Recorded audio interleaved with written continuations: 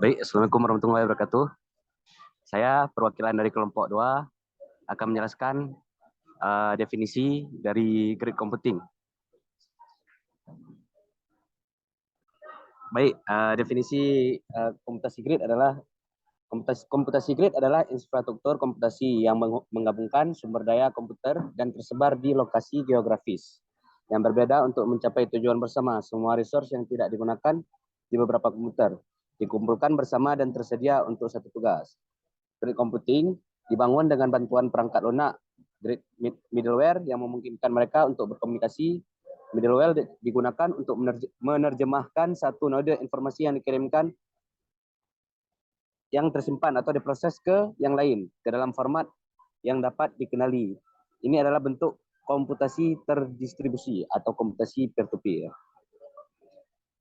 Singkatnya begitu.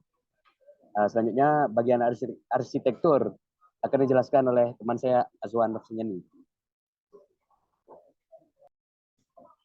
Baik, selanjutnya untuk arsitektur grid computing, yaitu terdapat beberapa layer arsitektur grid computing. Yang pertama yaitu fabric layer. Fabric layer terdiri dari sumber daya fisik yang dibagi dalam grid. Misal, sumber daya komputasi, sistem penyimpanan, sumber daya jaringan, katalog, modul perangkat lunak, dan sensor sumber daya sistem lainnya. Yang kedua yaitu connectivity layer, berisi komunitas dan autentikasi protokol inti yang diperlukan untuk transaksi pada jaringan grid yang spesifik. Fungsionalitasnya paling penting pada connectivity layer termasuk transportasi, routing, dan penamaan, serta dukungan untuk komunikasi yang aman. Yang ketiga yaitu resource layer, yaitu menggunakan komunikasi dan keamanan protokol, didefinisikan oleh lapisan konektivitas untuk mengendalikan keamanan negosiasi, inisiasi, monitoring, akuntansi, dan pembayaran untuk berbagai fungsi sumber daya individu. Berikutnya yaitu protokol manajemen, digunakan untuk negosiasikan akses ke sumber daya dan fungsi sebagai titik-titik penerapan kebijakan, dengan memastikan bahwa penggunaan sumber daya yang konsisten dengan kebijakan di mana sumber daya adalah untuk dibagikan. Berikutnya yaitu collective layer, yang bertanggung jawab untuk semua pengelolaan sumber daya global dan untuk interaksi dengan sumber daya yang dimiliki. Fungsionalitasnya paling penting dari lapisan ini adalah pelayanan directory, collocation, penjadwalan dan perantaraan layar, monitoring dan diagnostik layanan, dan jasa replikasi data. Berikutnya yaitu application layer, melibatkan penggunaan aplikasi yang digunakan pada grid. Tidak semua aplikasi pengguna dapat digunakan pada grid. Hanya dengan mengaktifkan aplikasi grid, seperti contoh sebuah aplikasi yang dirancang atau disesuaikan untuk berjalan secara paralel dan digunakan beberapa prosesor dari pengaturan grid atau yang dapat dieksekusi pada mesin heterogen yang berbeda dan dapat mengambil keuntungan dari infrastruktur grid.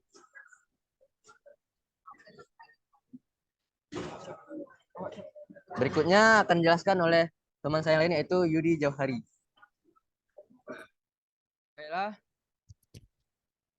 Baiklah, di sini saya akan menjelaskan tentang contoh-contoh dari penggunaan grid computing. Yang pertama itu ada scientific simulation, yaitu komputasi grid diimplementasikan di bidang fisika, kimia, dan biologi untuk melakukan simulasi terhadap proses yang kompleks. Yang kedua ada medical image, yaitu penggunaan data grid dan komputasi grid untuk menyimpan medical image di dunia medis. Contohnya adalah Diamond Project. Yang ketiga ada Computer Aided Drug Discovery atau CADD. Yaitu komputasi grid digunakan untuk membantu penemuan obat. Salah satu contohnya adalah Molecular Modeling Laboratory atau MML di University of North Carolina atau UNC. Yang keempat ada Big Science, yaitu data grid dan komputasi grid digunakan untuk membantu proyek laboratorium yang disponsori oleh pemerintah. Contohnya terdapat di DEISA. Yang kelima ada e-learning, yaitu komputasi grid membantu membangun infrastruktur untuk memenuhi kebutuhan dalam pertukaran informasi di bidang pendidikan. Contohnya akses grid. Selanjutnya ada visualization, yaitu komputasi grid digunakan untuk membantu proses visualisasi perhitungan yang rumit. Dan yang terakhir contoh dari grid computing yaitu microprocessor design, yaitu komputasi grid digunakan untuk membantu mengurangi microprocessor design cycle dan memudahkan design center untuk membagikan resource atau sumber daya lebih efisien. Contohnya ada di microprocessor design group at IBM Austin. Baiklah, materi selanjutnya akan dijelaskan oleh kawan saya Muhammad Al-Faruqi dan Wahyu Farhan. Untuk kelebihan akan dijelaskan oleh Muhammad Al-Faruqi.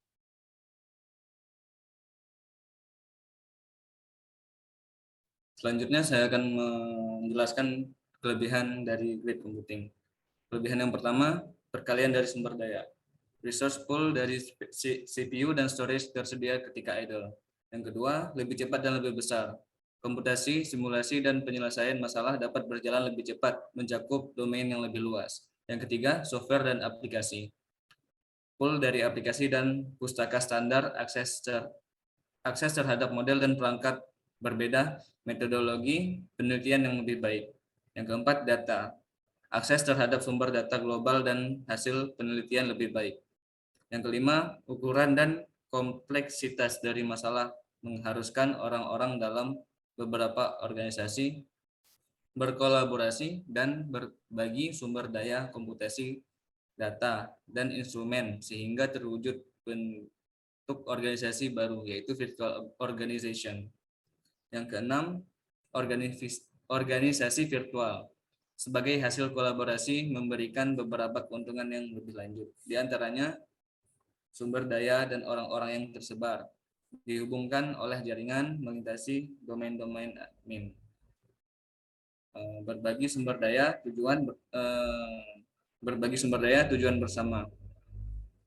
Dinamis, fault toleran, tidak ada batas geografis. Selanjutnya akan dibahas oleh Wahyu. Baiklah, mengenai komputer grafis, selain mempunyai kelebihan, dia juga mempunyai kekurangan. Yaitu di sini kami mendapati ada 3 kekurangan, yaitu di bagian hardware, brainware, dan SDM. Nah, di bagian hardware, dalam komputasi grid mencakup perangkat penyimpanan, prosesor, memori, jaringan, dan software yang didesain untuk mengelola hardware ini. Misalnya, database, manajemen, penyimpanan, manajemen sistem, server aplikasi, dan sistem operasi. Yang di mana bisa saja terjadi kerusakan pada perangkat hardware tersebut, baik dari faktor internal ataupun eksternal, seperti bencana alam atau kerusakan yang dilakukan oleh user atau teknisi. Yang kedua, di bagian brainware, yang di mana dalam komputasi grid hanya meliputi pemeliharaan dan pemakai grid. Dahulu, grid computing cenderung hanya dipakai oleh ilmuwan untuk kepentingan ilmiah, sedangkan kebanyakan orang umum kurang memahami apa itu komputasi grid, sehingga jarang sekali kita melihat orang umum menggunakan komputasi grid. Selanjutnya, di bagian SDM, yaitu masih sedikitnya sumber daya manusia yang kompeten dalam mengelola grid computing. Contohnya kekurangan pengetahuan yang mencukupi bagi teknisi IT maupun user non-teknisi mengenai manfaat dari grid computing itu sendiri. Selanjutnya akan dijelaskan oleh teman saya, yaitu Muhammad Ihsan. Selanjutnya akan saya jelaskan cara kerja grid computing. Setiap komputer yang ada di dalam jaringan akan berperan sebagai superkomputer. Superkomputer tersebut kemudian harus mengakses data pemrosesan yang memiliki kapasitas sangat besar. Grid computing juga akan merencanakan sebuah permasalahan seperti pemodelan cuaca dan simulasi gempa. Selain itu, arsitektur jaringan juga bisa digunakan untuk menstabilkan beban-beban serta koneksi jaringan yang sudah berlebihan. Model ini memanfaatkan software pemrosesan yang sifatnya paralel, yang nantinya akan membagi komputer di antara ribuan komputer. Kemudian, prosesnya berlanjut dengan mengumpulkan lalu menggabungkan hasilnya, sehingga menjadi satu solusi. Berkaitan dengan keamanan, grid computing dibatasi dalam organisasi yang sama.